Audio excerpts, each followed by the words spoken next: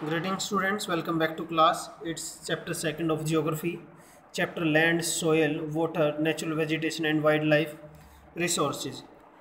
In the previous video we discussed about page number 19 and 20. Now we will discuss about page number 21 and which is last page of your chapter also. In the very first line there is written National Park, Wildlife Sanctuary, Biosphere reserves are made to protect our natural vegetation and wildlife. Mean to say जो national park हैं, wild life sanctuary हैं, biosphere reserves हैं, ये natural vegetations, यानी natural vegetation कौन सी vegetation थी जो without human add के ग्रो करती है. नेचुरल वेजिटेशन और वाइल्ड लाइफ को क्या करते हैं, प्रोटेक्ट करते हैं, उसको सेव रखने का काम करते हैं, प्रोटेक्शन प्रोवाइड करवाने का काम करते हैं. So we must be aware about national park. National park होते क्या हैं? National park an area set aside by national government for the preservation of natural environment. यानी सेंट्रल गवर्नमेंट द्वारा इनको बनाया जाता है. किस चीज़ के लिए? नेचुरल इन्वायरमेंट को सेव रखने के लिए. नेचुरल इन्वायरमेंट को सेव रखने के लिए क्या बनाए जाते हैं? National park.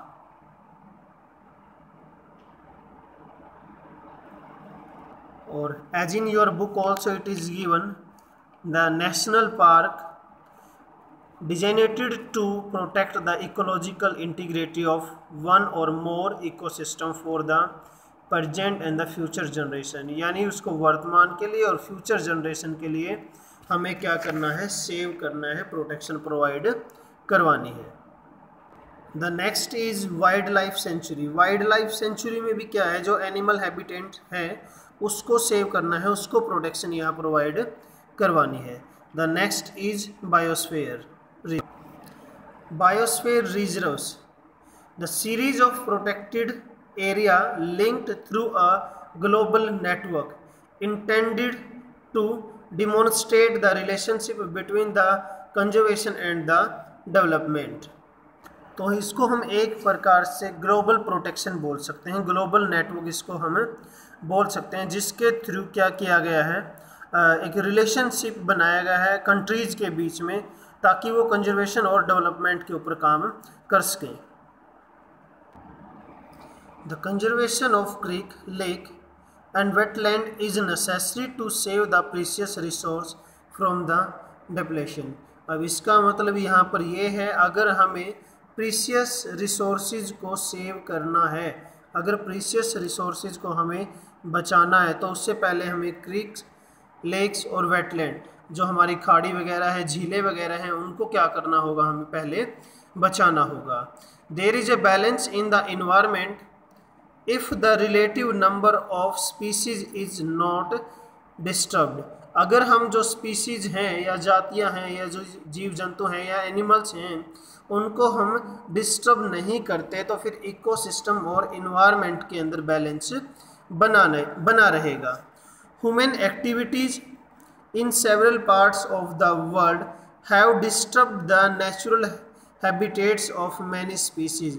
यानी जो ह्यूमन एक्टिविटीज़ है उसकी वजह से ही ज़्यादा उथल पुथल या प्रॉब्लम्स जो है हो गई है ग्लोबली या ग्लोबल लेवल के ऊपर. Next is there due to the indiscriminate killing of several birds, animals either become extinct or an area was of extinction. यानी जो indiscriminate killings है, बेवजह जो है हंटिंग की जा रही है, उसकी वजह से एनिमल्स और बर्ड्स या तो क्या हो गए हैं? बिल्कुल लुप्त हो गए हैं, ख़त्म हो गए हैं, या they are in the situation of to be destroyed और to be finished. Awareness programme like social forestry and Van Mahotsav should be encouraged as the regional and community level. तो गवर्नमेंट रीजनल लेवल का मतलब यहाँ पर हो गया स्टेट लेवल, एक प्रकार से हम बोल सकते हैं उसके बिहाफ पर, और कम्युनिटी लेवल मीन्स सोसाइटी के बिहाफ पर हमें अवेयरनेस देनी चाहिए या लोगों को अवेयर करना चाहिए किस चीज़ से रिलेटेड? जो नेचुरल स्पीसीज हैं उसको बचाने के लिए। School children should be encouraged to bird watch and visit nature camps so that they appreciate the habitat of the varied species. तो बच्चों को भी जो है वो बर्ड्स को देखने के लिए या फिर नेचर कैंप में जाने के लिए उनको प्रोत्साहित किया जाना चाहिए या भेजना चाहिए, ताकि वो इन स्पीसीज़ के बारे में क्या हो सके, अवेयर हो सकें। The many country have passed laws against the trade as well as killing of birds. तो बहुत सारी कंट्रीज़ ने इनसे रिलेटेड कानून बना दिए हैं कि किलिंग ऑफ बर्ड जो है अलाउड नहीं है, एनिमल्स के लिए भी अलाउड नहीं है।